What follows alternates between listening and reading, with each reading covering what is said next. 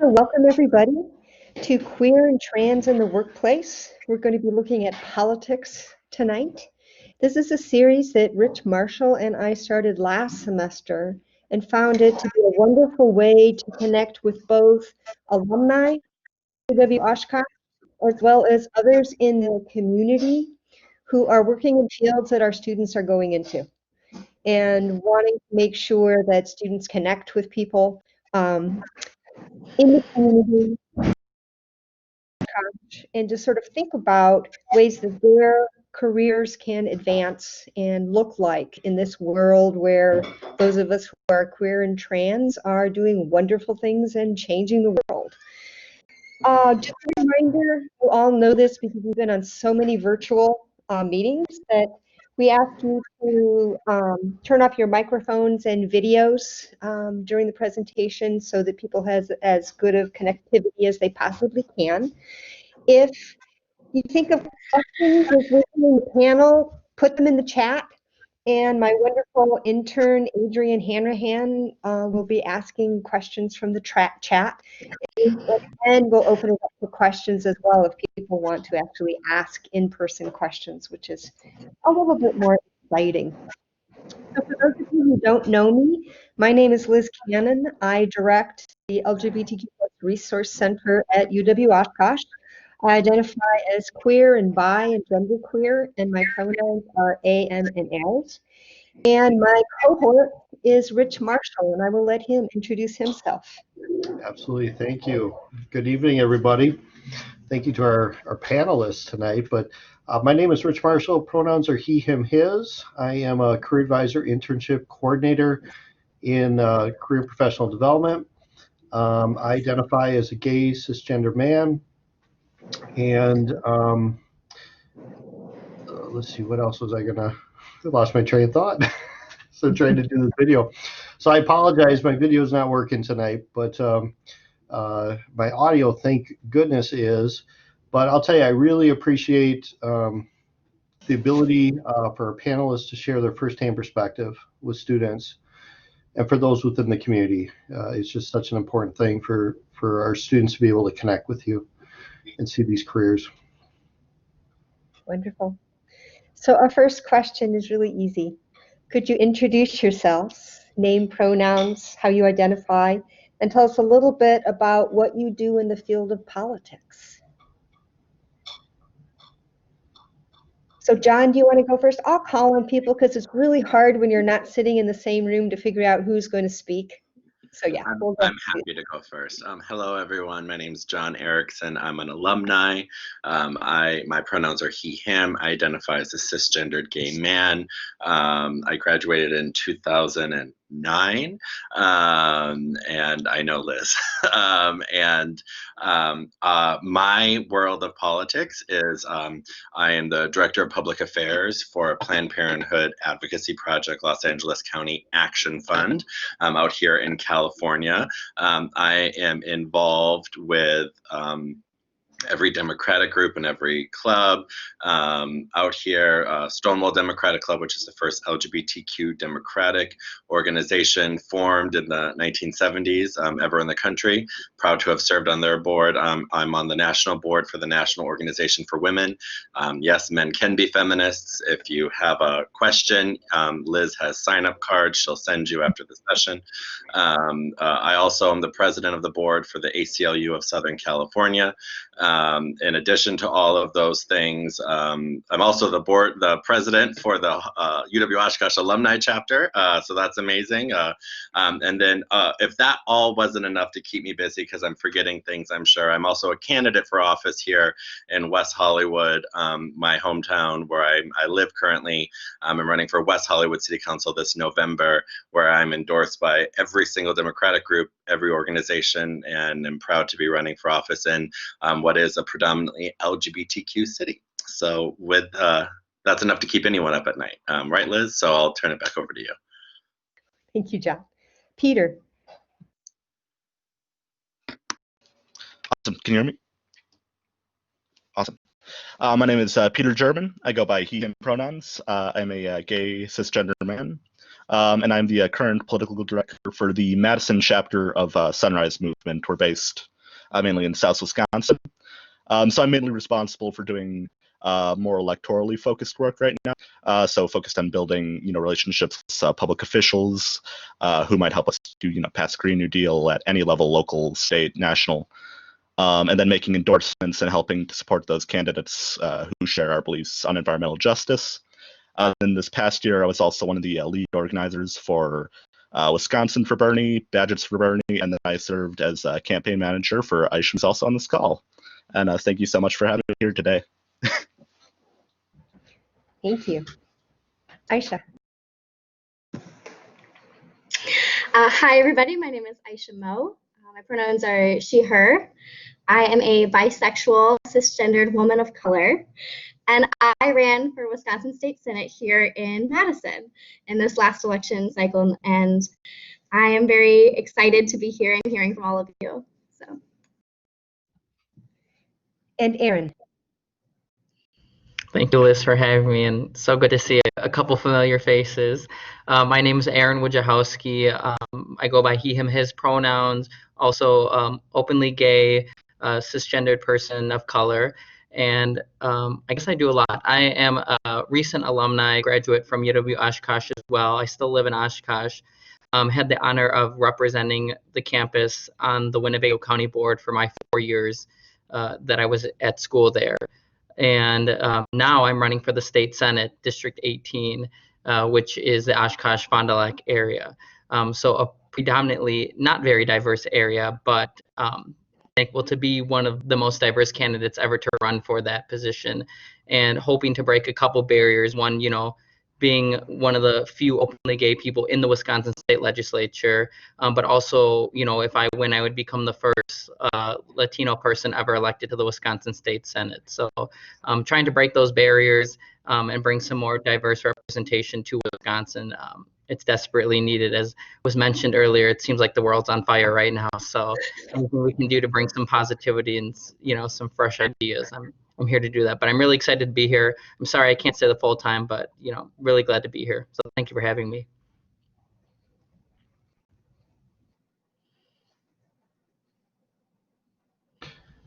All right. So we'll start. I'll ask the next question here. So what led you to choose this career path?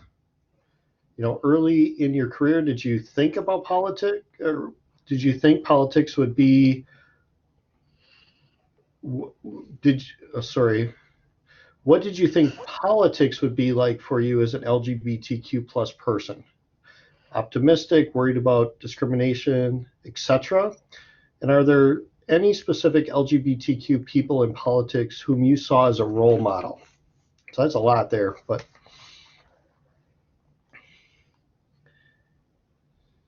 Do you want me to go first again, Liz? No, let's start with Peter. We'll mix it up. Sounds good. All right. So yeah, actually, I first started to get into politics as around the time that states started legalizing same-sex marriage. I was around 14, 15 at the time. They all started falling like dominoes. I was still kind of coming to terms with my identity at the time, and as I looked around, I saw all these people who viewed my existence as something they could legislate away, and that did make me uneasy. But then it wasn't around until early 2017. I was 17 at the time, that I finally decided to get involved and make sure people heard my voice. We had a candidate running for school board, Mary Weigand. Adrian, I'm sure you remember her, but she was this creationist who had fought against the establishment of the high school's local Sexuality and Gender Alliance Club, and she tried to censor LGBTQ plus books from the library. Her candidacy was what inspired me to get involved and start volunteering, because I had to start fighting back against that kind of stuff. And so the day after her announcement, I signed up to volunteer and never stopped. Then as far as people I look up to in politics, there are a lot of amazing people I look up to, and I think let me bring my notes back up here. A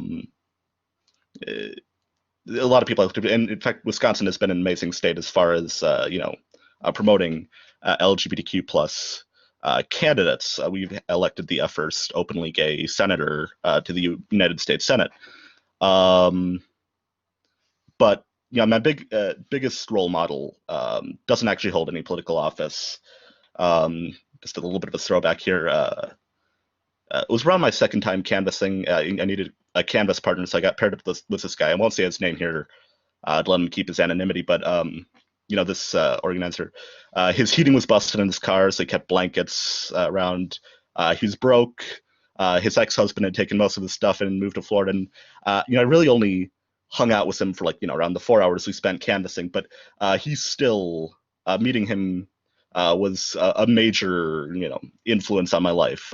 Just meeting somebody in the community who's older than you and has already lived most of the stuff that you're so terrified about, and he made me a hell of a lot less scared to live in the world and sort of approach the field of politics. And then he also gave me some excellent dating advice. Respect your elder gays, folks. Aisha? Can you hear me? Okay. I think I've always just been interested in politics, but if I had to choose one moment in time that really just set me into action, it would be in early 2016, specifically in May, when at that time there was this guy named Donald Trump who looked like a crazy man running for president along in the RNC. I didn't think anything of it until one day after school, my brother, who was 9 years old at the time, came home very, very upset because someone had told him that if Donald Trump became president, our family would get deported because we were Muslim. And that's the moment that things shifted for me. And I realized that even people who run for office have a way of changing the way that we view ourselves and others in our community. And that's when I started knocking doors and making phone calls and working as hard as I could in 2016 to make sure that there was somebody who represented a message of stronger together, because that resonated with me.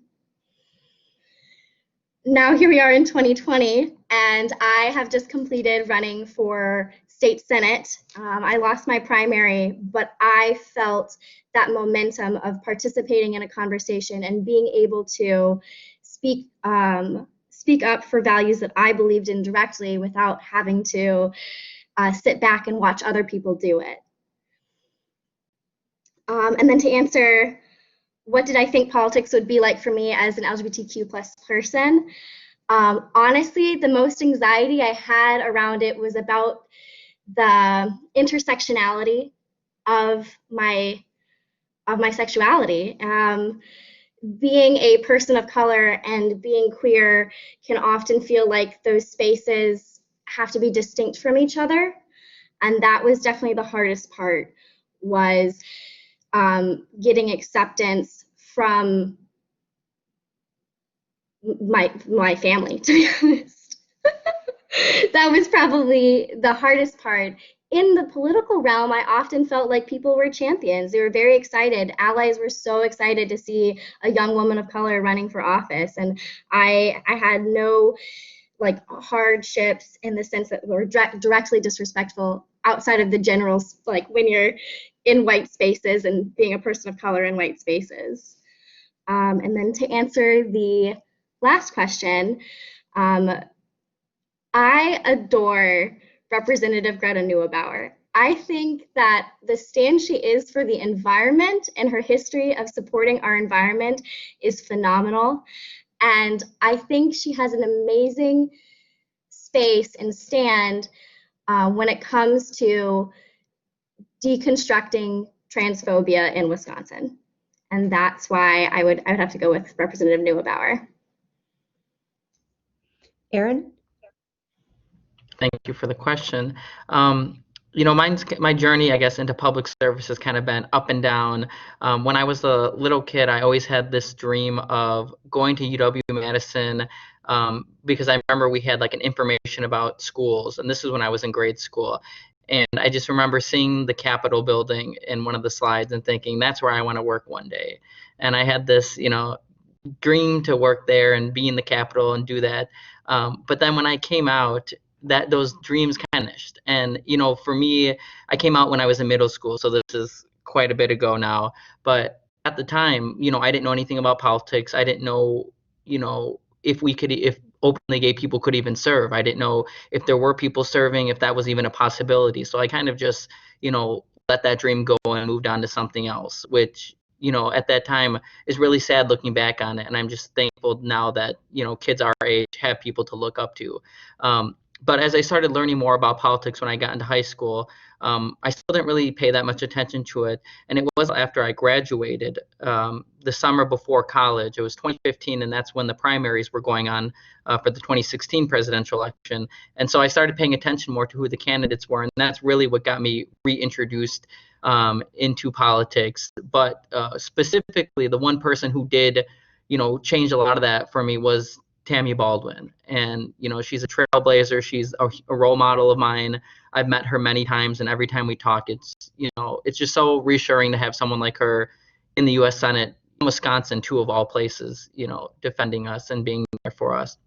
So she was a huge inspiration for me, as well as Mark Pocan, and a couple other state representatives. But when I got to Oshkosh, that is when the county board position that represents the campus became available, and no one had ever ran for it. It was usually appointed, because most people don't even know what a county board is. And at the time, I didn't even know what a county board was. But, I took a look at the board. It was a 36-member board, which is on the larger side. And when I was looking at the membership, I noticed there was one person of color. There was, I think at the time, 2 women on the board, and no openly gay people. So it was all old white men, cisgendered white men. And I thought, our campus is probably the most diverse region in all of Winnebago County, given how many people come there. We need some more diverse representation. And that was one of the big things that encouraged me to want to run. And that was in 2016. So, the rest is history. 4 years later, I was able to do a lot, specifically with race and with gender and with, sexual orientation. And one of the challenges I'd say is I never, felt like I was feeling discriminated, or, I didn't feel any less respect from my colleagues. I think one of the challenging things is when, you feel alone, like I was the only openly gay person on that board. So I felt almost like a sense that I had to take on these issues myself. And I did have allies who supported me, but, it's hard for them to understand when it's something they personally haven't experienced. Hard for them to put that into words. So when we were trying to change our language to include gender identity and gender expression, or when we were trying to ban conversion therapy, we had a lot of conversations that I had to lead, and it can be tough to have conversations, but, I think we're better because of it.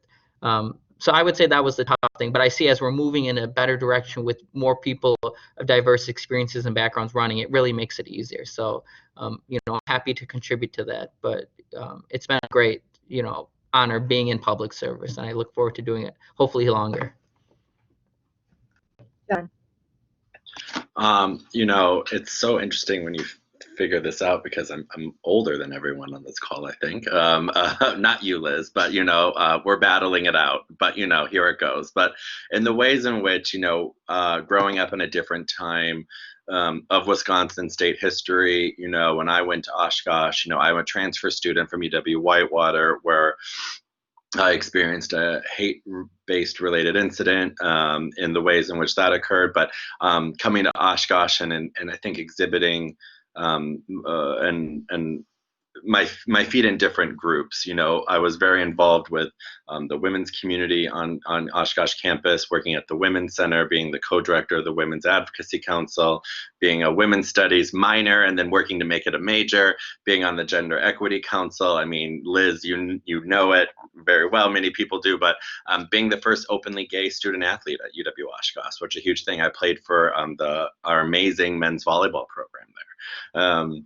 And so what it took to, be in that space where you predominantly have a position of privilege, but using it for, I think, the good that we needed to not only look at how people can live authentically, but how you can use that to fight for right causes, right? Jumping out at then Chancellor, what was his name? I can't remember. He's going to jail. Well, I won't say it, but the old chancellor who's like, have some issues, but at Take Back the Night, going and taking him on the tour and jumping out in the alleyway of the women's center and saying, see, wouldn't you not like to walk through this alleyway in the middle of the night, but yet you still have your female students doing it. I don't think if a woman would have done that, it would have had the same effect. I think a man needed to step up and use that privilege in many ways, but I think it's that type of rabble rousing and activism that probably got me started. I look up to my grandmother in many ways. I'm from Ripon, Wisconsin, so birthplace of the Republican Party, the Abe Lincoln Republican Party, not the current hypocritical, racist, misogynistic bunch that we have now. But the ways in which she took me to the state capitol to fight for food security for people, seniors' rights, veterans issues, all those things. And so I would say she's probably my biggest influence. But then knowing Tammy Baldwin before she was in the Senate, Tammy Baldwin is a trailblazer in so many ways, but now when you look at all the other people that have followed in her footsteps, and then ultimately, you have people that have stood in history that inspire you to take big changes. Like you have FDR, you have Shirley Chisholm, you have people that don't oftentimes get recognized for their leadership that inspire the next generation. And I think coming from Wisconsin, having those roots, and then moving to a place like Los Angeles, a very small conservative town, of course, those things are really important. And then stepping up to run in a city like West Hollywood, which is 36,000 residents, but it's predominantly LGBTQ, you meet people because you see our global impact, right? And wanting to serve on a 5-person council. One of my mentors, whom I'm proud to be appointed by, is the longest serving openly gay elected official in the world. His name's John Heilman, and he served for over 36 years. He founded the city of West Hollywood. So you don't hear about those names. I'm sure none of you have probably ever heard of him before, right? But he was there before Harvey Milk in many ways, and then you hear about people that we oftentimes forget, are trans women of color who fought for and made sure people like myself in my position and privilege can do and say these things. And so it's a mixture of everything. We need more people, to step up into this ring and fight. But we also need to look over to the people that we don't like, right? I hate Scott Walker, for example, and I think if I could have given anyone credit for me wanting to change the world, it's that putz, in the ways in which is this recorded? Yes, it is. Well, sorry, Liz, but in the ways in which, we'll go from there. But, Scott Walker already has had me thrown out of several parties. This won't be anything else like that. I don't have a scholarship before him that he has to approve, so he can't deny that one. But the ways in which I think we have to look at the elected officials that we don't want to be. Right. And I think that's important for LGBTQ people, because even if you have Democrats or Republicans that aren't fighting for things like climate change, I see you Sunrise, that aren't fighting for trans women of color, that aren't fighting for younger progressive Democrats like all of us being on these ballots, then there's a problem, and we need to step into the ring like many of you have and are, and say it's our time. And if Donald Trump or any elected official has taught, I think, me anything, it's that younger people will primary you, younger people will work harder than you, we will out fundraise you, and we will win. And that's what I try to exhibit to other people in the world when they ask me my advice to becoming to getting involved in politics. And you got to fight twice as hard when you're someone other than the norm. You got to fight 3 times as hard when you add on another identity to that issue. And then in many cases, you just have to fight for recognition. And I'm proud to see so many people fighting for that in the ways in which we need to. And I love my home state of Wisconsin. I'm still very involved there. So knowing that it's in good hands in many ways makes me really happy to see all of you just kicking butt. Thank you all. And thank you for remembering that the LGBTQ+ Resource Center is nonpartisan. Now It that is. it's frozen, a career in politics, what do you feel the climate is like for queer and trans people? Do you think your identity is respected? Have you ever felt discriminated against within the field? And in thinking about that in terms of your intersections as well.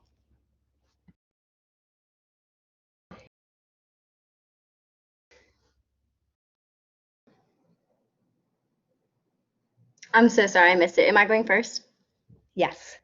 Okay. Okay. So this question was a little bit difficult to answer because in general, I was there was a lot of enthusiasm and a lot of excitement when I was running for state senate about having a young Pakistani American young woman running for office. There's a lot of enthusiasm, and it was really exciting.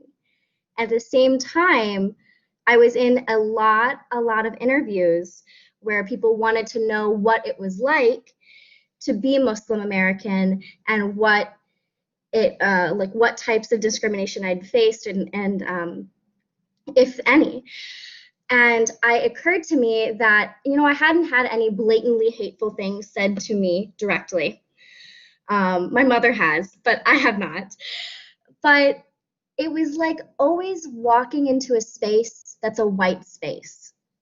It's like always being aware that you're a person of color and an outsider in a space. There are spaces you could walk into where you're like, oh, okay, finally I can breathe. I'm around a group of people of color, they get it. And you don't have to explain your existence or explain what it means to be Muslim or explain what it means to be brown to somebody. And that's often what I have felt it is like to be Muslim American, to be a queer person of color in Madison. A lot of enthusiasm, but also recognizing that it feels like you're always an outsider, even when you're championed. Aaron? Thank you. And I'm glad Aisha's here because it's a great, different to see, someone who was running in the Madison area as opposed to me who's running in a far more conservative, less progressive area, just so you can see the differences. And, a candidate like me running in this area almost is, taboo, it feels like sometimes.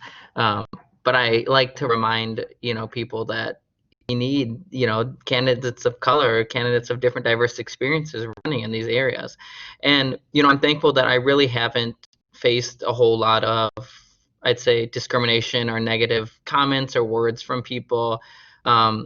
There's been it's been kind of heating up a little as it gets closer to the election. So I won't say parties, but, there are people from one side who have been very supportive of the fact that I'm openly gay and a person of color, and then there's people on the other side who aren't so much. I've used, that kind of as a weapon against me, saying, I've seen comments here and there, and I try not to read them, but, every now and then they're kind of funny to read, though. But, people saying, oh, I don't like that he's all about being gay and this stuff. And I'm like, well, I'm sorry, but that's who I am. And you're just going to have to live with that. It's usually little comments like that, but really what it does is it just encourages me to work harder. Like was previously stated, we do have to work twice as hard, 3 times as hard just to get, our name in the room, just to get our foot in the door, to be like, yeah, we are serious candidates, we're running and we're not going to give up. So that's really been what a lot of it is. And I'd say a lot of it hasn't been focused on those identity factors. I feel like maybe it has to do with this area more so. A lot of people focus more, I guess, on, experience and the issues you're fighting for and all that. I'm thankful that I haven't faced that discrimination, but I know people do. So I've always tried to use my position of power and, the privilege that I'm given to speak up on behalf of those people, to be an ally, to be an advocate, and make sure that, we're making progress. Yeah, thank you. And this is the last question I'm able to answer, so I do have to hop off, but I just wanted to say thank you again for having me. I really appreciate it. Thank you. Thank you so much for being with us, Aaron. Yes, thank you, Aaron. John, do you want to go next? I come from a very different space because I'm out here in a very liberal part of a liberal county, of a liberal city, of an even more liberal world, right? Of being in Los Angeles and specifically West Hollywood. Um, West Hollywood was only 1.89 square miles, but we have 36,000 residents. And so we're one of the densest cities in America and California as well. But you look at I think the mixing pot of who we really are as a community. There are people in our community that are Republicans, right? But they support all of our progressive causes, right? That we champion. But then they vote for another person on the ticket. It's interesting, right? Because you see how these things occur. Stepping into a room where you don't me stepping into a room where I don't look like the room is oftentimes not the case, right? I'm white, I'm cisgendered, I'm 6'4", I can predominantly appear in a certain way, right? And so how do I use that privilege to actually talk about really critical issues, right? How do I stand up for the things that make it so? Me coming back to Wisconsin then and exhibiting the same type of embodiment that I do now, because Liz can even talk about how I'm the same in person in Wisconsin as I probably am in California. And so I think that helps rearrange the narrative a bit, right? That they see someone like me who's secure, confident, accomplished, all those things. But what we need to start doing is we need to make sure that these spaces, many of the ways in which my fellow panelists have spoken about, is that it's normal for you to walk into these spaces. You belong in these spaces, right? You deserve, you need to run for office. We need your voice. We deserve your voice. And so we need to work on that, right? And so here in California, it's oftentimes progressives trying to out-progressive each other, right? Who's more democratic than the other? Well, you believe in a $15 minimum wage. Well, let me show I believe in $18 or $20. I mean, it's the ways in which we break down these policies in a very, very specific way. And so when you come back to dealing with identity politics, it almost seems like a second or third part of who I am, because people care about who you are, what you know, and how you can get it done. Me being gay is, I think it's fabulous. It's wonderful. But, that isn't, I think, the first thing people see about me, especially living in West Hollywood, running for office in West Hollywood. People want to know that on day one, when I step into that job, that I know exactly what I'm doing. And I think that matters more to them. And that doesn't mean that history doesn't follow if you're able to accomplish these historic elections. That doesn't mean that you don't get to share in that space. But then there's also the burden of that as well, is that you have to continue that what's on your shoulders and paying it forward in the ways in which you can. So, that's, I think, some of the ways in which I frame this question, but also making sure that, when these spaces don't look like you, that's when I encourage you to jump into the room as much as you can. And Peter. Thank you very much.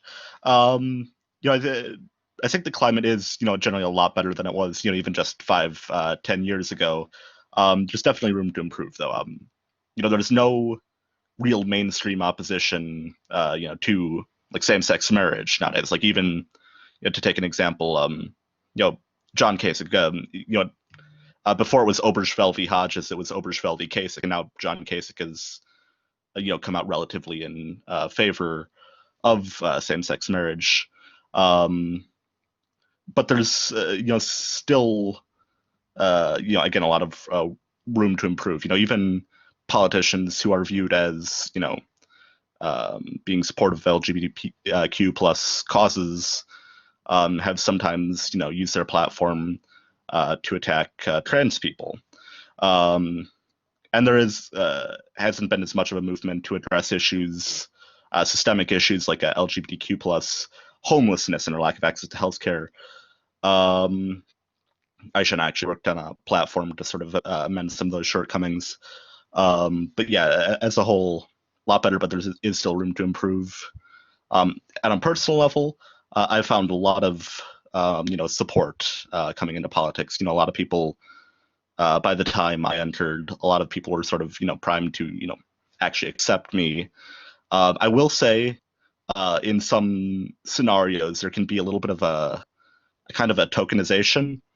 I know in some of our front-facing actions, while we were running Wisconsin for Bernie, I was encouraged to run for a delegate position for the DNC, not because, I'm especially charismatic or I have a great grasp of the issues. I do, and I am very charismatic, but I was encouraged to run because, I'm gay, and that sort of ticked a box and made me more likely to win an election. And while I am comfortable, talking about my identity and how it affects my politics, the sort of tokenization just for tokenization's sake can be a little bit uncomfortable.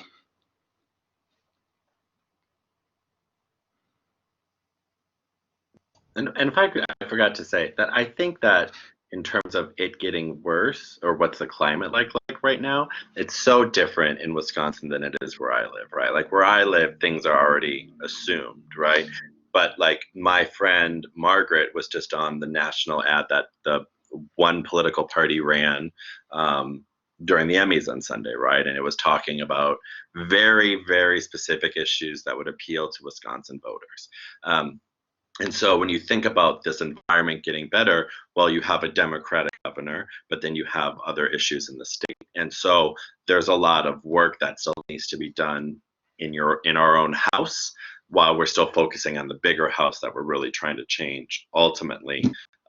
Speaking on my own behalf, of course, not a representative of the organization, but so it is different, right? And I think in Wisconsin, I think we're seeing progress. I hope we're seeing progress, but the same old issues that I fought against are still very much there because they've been given a platform for the last 4 years. So, and I think that can segue into another one of our questions, which is, what do you see as the most important political issues for the LGBTQIA community in our current climate, both from a national perspective and local one, whether for Wisconsin or California?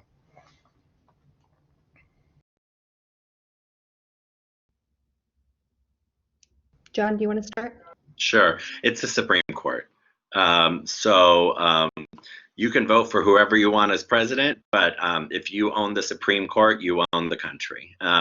We, Goddess bless and rest our RBG. We are about to enter into a part of our politics that this country has never seen before, and it's one that I don't think we'll come back from. I think it's that serious. The Supreme Court, a conservative Supreme Court will overrule Obergefell v. Hodges. A Supreme Court will overrule Roe v. Wade. If you think voting rights are bad now, just wait a couple of years. There are even issues about racial justice and segregation that could be coming back up. The Supreme Court is where I always tell people that I get you might not like so-and-so. I get you really love this person. What matters is the courts. I speak as a person who works in the public health realm, of seeing how the courts directly impact my job, my life.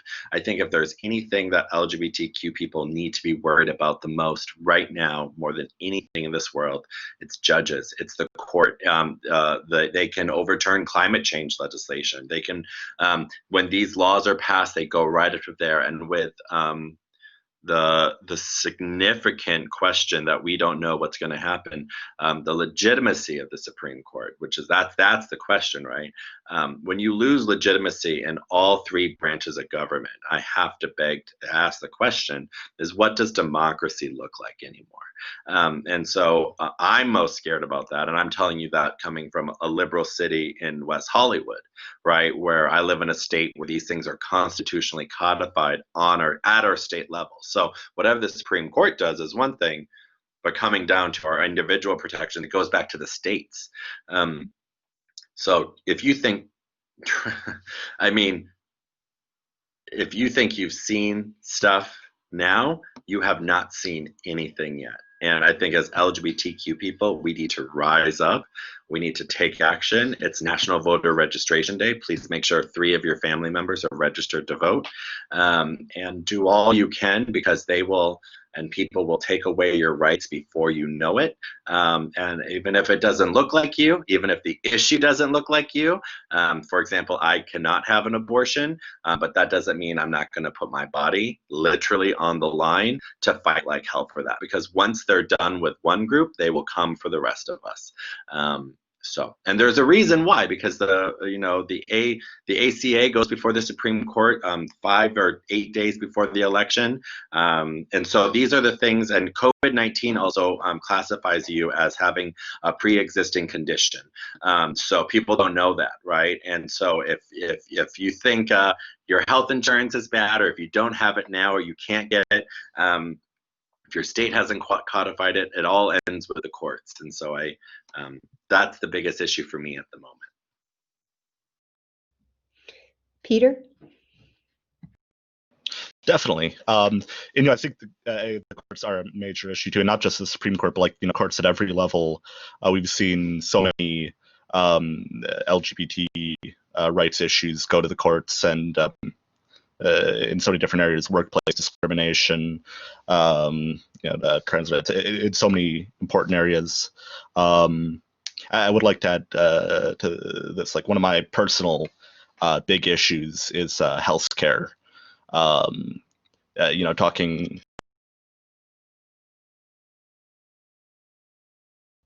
You lost your sound.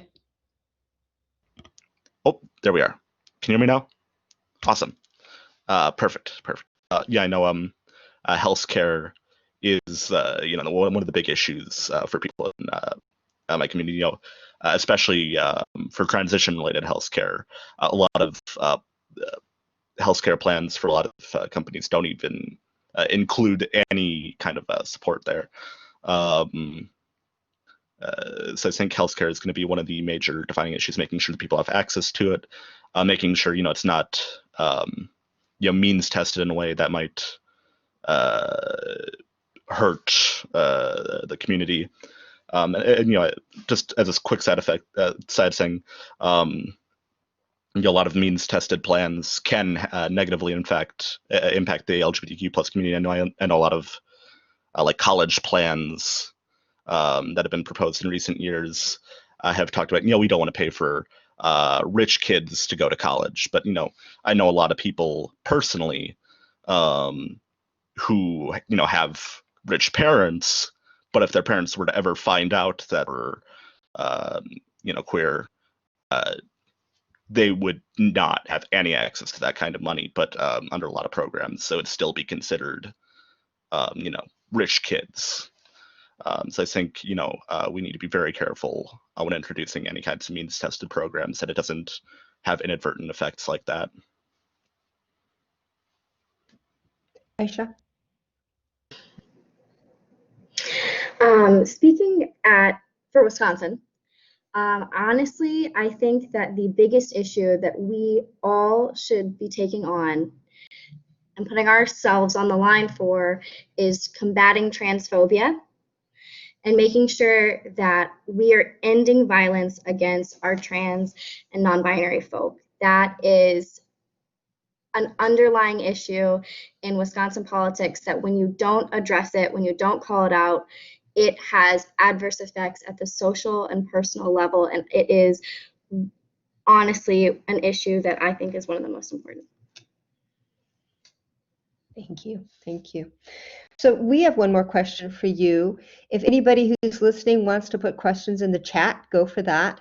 And at this time, I'm also going to ask Adrian to put in the link to our evaluation for this program. And we ask you to copy that and give us your feedback. So our last question: what advice do you have for LGBTQIA+ students who would like to pursue a career in politics? Let's start with Peter this time. That's good. Thank you very much. Y'all know that quote about how LGBTQ+ people get to choose their family, to sort of I think that really rings true, especially in politics. So my advice is to reach out and find your community in politics. When I got to Madison, I got involved with the Wisconsin for Bernie group, and I found an amazing community there. I'm still friends with all of the members, and I know that I can rely on them for help when I need it, regardless of what organization I'm working with, the campaigns I'm working on. I'm not saying to isolate yourself within a group. You still need to reach out and make sure that you're not isolating yourself and you're listening to other people. But just having a group of people you can rely on is really amazing. So just get out there. It could be hard finding a community, but it's incredibly important. Thank you. Aisha?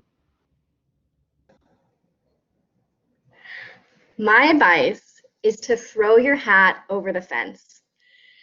It can be very anxiety provoking, very scary, very fearful to step out and put yourself on the line and put yourself at risk for something and take a stand. But what I mean by throwing your hat over the fence is commit to something, whether that be putting your name in to run for office, set up a goal and just take a step and just say you're going to do it, and then the actions will follow afterwards.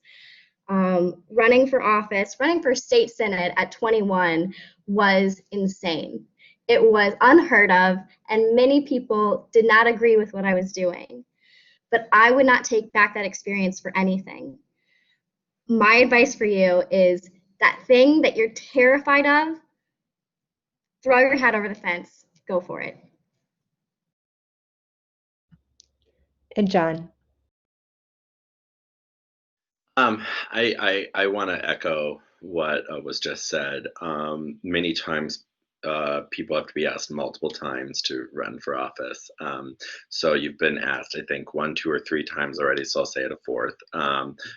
If you want to run for office, and that can literally come down to, there are positions I've never heard of. In Arizona, there's like a mine inspector government position. I mean, like, there are offices that I'm sure in Wisconsin I've never heard of it. I mean, I won't make this joke because it's partisan, so I won't say what I want to say. But sorry, evaluators. But the ways in which, even if you think that you don't belong but you can contribute to something, please do. Work for a campaign. I mean, you learn, like you said, many people sit there, I want to run for office, and I sit there and say, okay, why don't you work for a campaign? Make phone calls around an issue you care about. Do something like that, because running for a campaign and then doing something like that is very different. And so get involved, make your voice heard.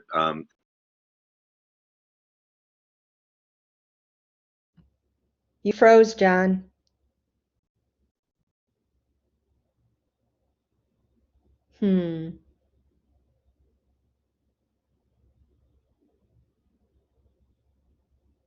John is trying to reconnect.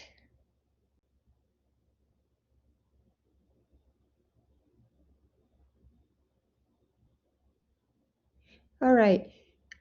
Adrian, was there a question in the chat? No, but we do have still about 10 minutes left. So if any folks who are watching want to type your questions in the chat, now would be a good time.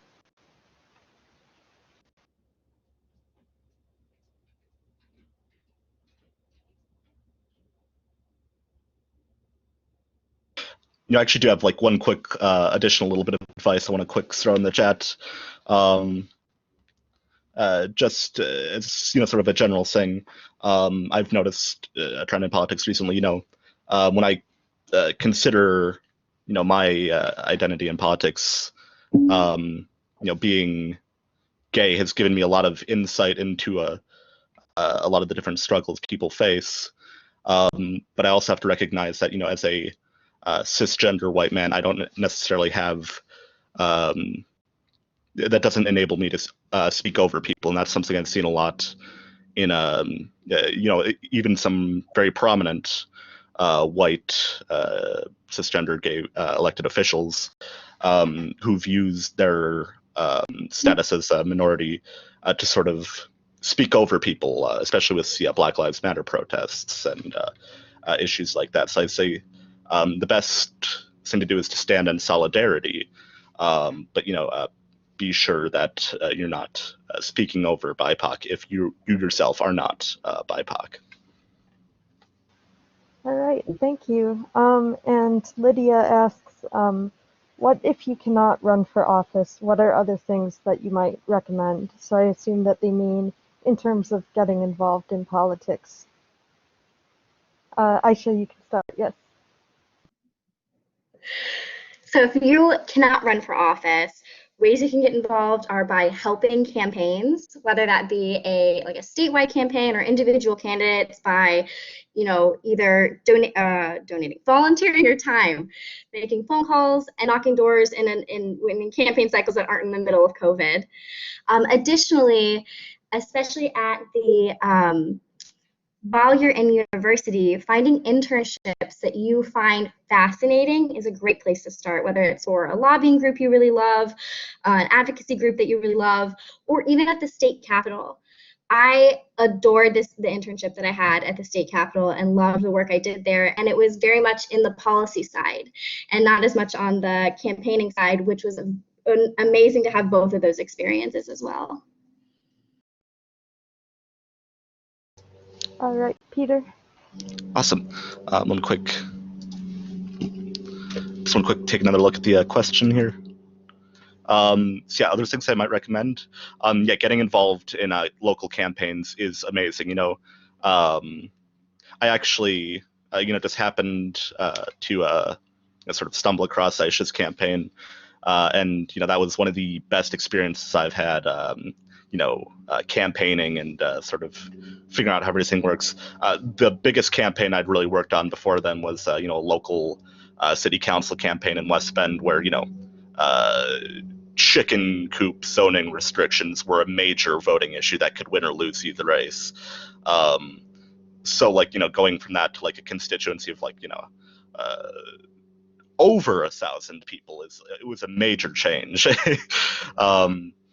So it just throw yourself into the deep end of a campaign. Get involved if you have a local party. You can get involved there. And there's always volunteer opportunities available. And yeah. Thank you. So this question is more so directed at Liz and Rich, but Isabel is wondering how people will be able to access the recording of this program later on. Yeah, so the LGBTQ+ Resource Center has a YouTube account, and we are storing our recordings on our YouTube, so you can go to our website and find that. And I'd have to ask my social media folk, but they might put it on our Facebook as well. Okay, and I see that John was able to rejoin, so I think I'll repeat that question from Lydia and see what John has to say about it.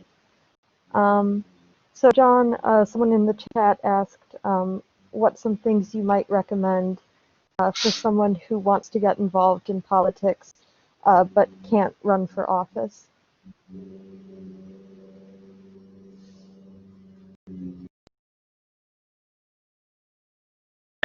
So I don't know if you can hear me, but I would urge you to find a club or an organization you want to be a part of, and working with them on those issues. You can be just effective inside instead of having to run for office. All right, thank you. So we are wrapping up here, so if any folks in the chat have any final questions, now would be the time to ask them.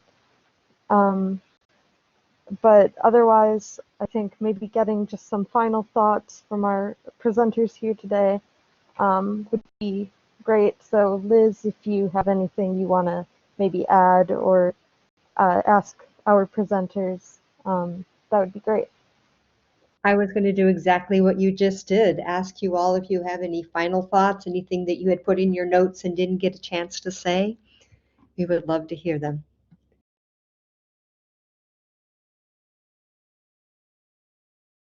Oh, I'm supposed to tell you who starts, right? Let's start with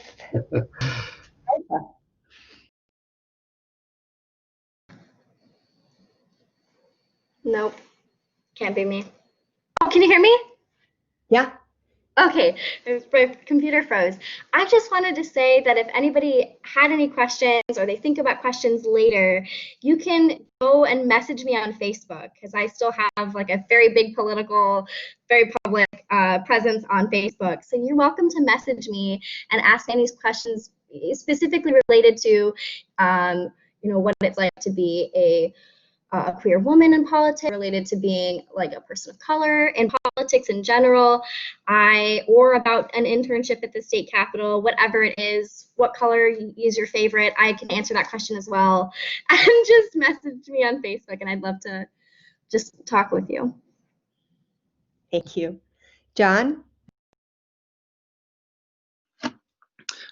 Because I don't know how good my internet will be, so I apologize, but I'll just echo what was just said. Please find me on social media. I'm happy to connect with you and talk to you individually. If you ever need anything, I'm happy to help. Peter. Awesome. I just want to thank everybody again for letting me come on here. It's been awesome talking with y'all. And yeah, I want to sort of say the same thing. If anybody wants any advice or anything like that, I'm always available. I'm on Facebook, Twitter, and Instagram. And also, I would strongly recommend everybody check out our LGBTQ plus liberation plan. It's on Aisha's website.